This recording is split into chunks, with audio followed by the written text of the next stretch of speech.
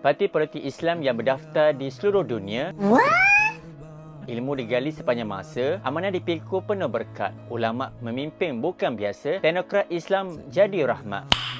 Nice. Gerakan Islam terus berkembang di seluruh dunia, membawa suara umat Islam, sistem demokrasi. Ada yang menjadi kerajaan, ada yang menjadi pembangkang. Namun matlamatnya tetap sama, membina masyarakat yang adil, berakhlak dan bersyariat. Dan hari ini merupakan 14 Mei pada 2018 dahulu menjadi detik sejarah bila Kerajaan PAS Terengganu mula mentadbir negeri ini dengan penuh rahmat dan berpaksikan syariat. Sejak itu Terengganu bukan sahaja menjadi negeri yang bersejahtera, malah menjadi model pemerintahan Islam yang stabil dan bersih dan membawa ke peringkat dunia. Jom sama-sama kita lihat kerajaan parti politik Islam yang berdaftar di seluruh dunia. Betul-betul. Di peringkat Asia, Malaysia, Parti Islam Se-Malaysia PAS, Parti Berjasa dan Parti Putera. Manakala di Indonesia, Parti Keadilan Sejahtera PKS, Parti Persatuan Pembangunan PPP, Parti Bulan Bintang PBB. Di Pakistan, Jemaah Islami JI, Jamiah Ulama Islami JUI, Tarikat Labbaik Pakistan TLP. Manakala di Bangladesh, Jemaah Islami Bangladesh. Di India, All India Majlis Al-Ittihad Ulul Al-Muslimin Amin. Di Iran, Islamic Coalition Party Combat Jealousy Association. Di Afghanistan, Hizbut Islami Gulbuddin Taliban. Manakala di Turki, Parti Keadilan dan Pembangunan AKP Party dan Saadat Party. Di Timur Tengah, Afrika Utara, Mesir, Freedom Justice Party FJP, Sayap Politik Ikhwan Muslimin Parti An-Nur Aliran Salafi. Manakala di Tunisia, Ihnada Movement, Morocco Just